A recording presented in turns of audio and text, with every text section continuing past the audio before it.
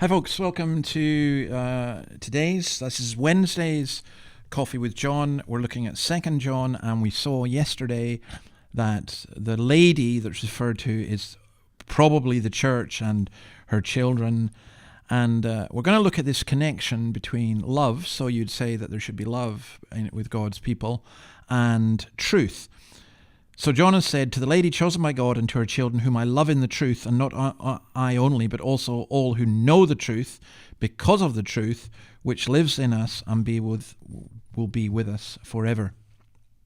I remember a man in a bay I was doing in Mississippi. He was a professor of philosophy, and he, at one point, and it was in front of his students, I wouldn't say they were hostile to me, but, well, yeah, actually they were.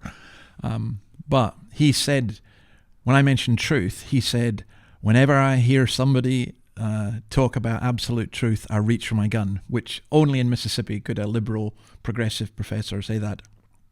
But I said to him, well, is that a true statement? And he said, you're not going to get me like that. You're going to say, is that absolutely true? And so on. I said, well, I have got you, because that is the case. This idea of not going by truth. And then there are people who say, well, we love people and we don't care too much about the truth. Now, you can speak the truth and you can speak it not in love, and that's a dreadful thing to do.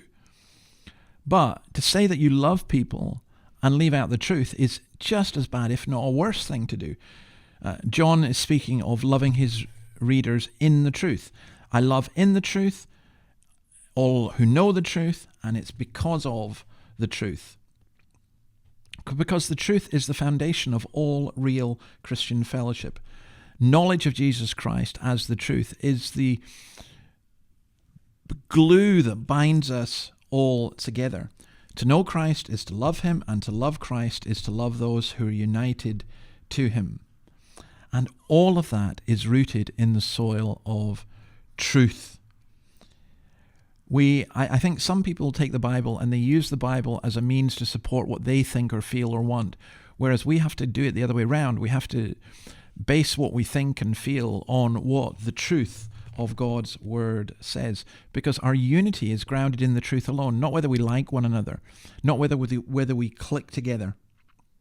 But that truth is, it's Jackman who says, it's both an internal force and an eternal reality. It remains in us, it abides in us, but it's also going to last forever. It's the Spirit who works in us, the Spirit who is the truth as well. That's what 1 John 5:6 says.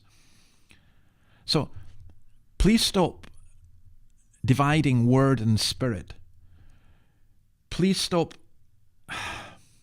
separating word from spirit, truth from love, mind from heart, doctrine from experience.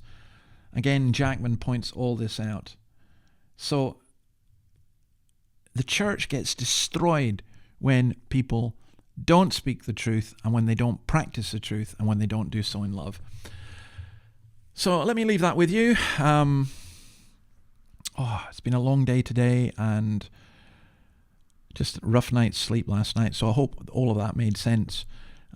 We shall look forward to seeing you tomorrow when we continue with this lovely little short letter. By the way, let me give you just a little bit of encouragement.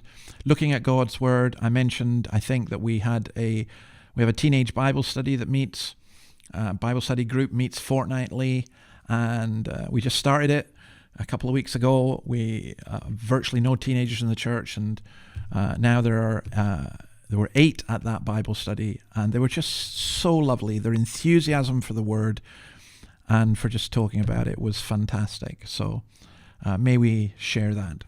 God bless you, and see you again tomorrow. Bye.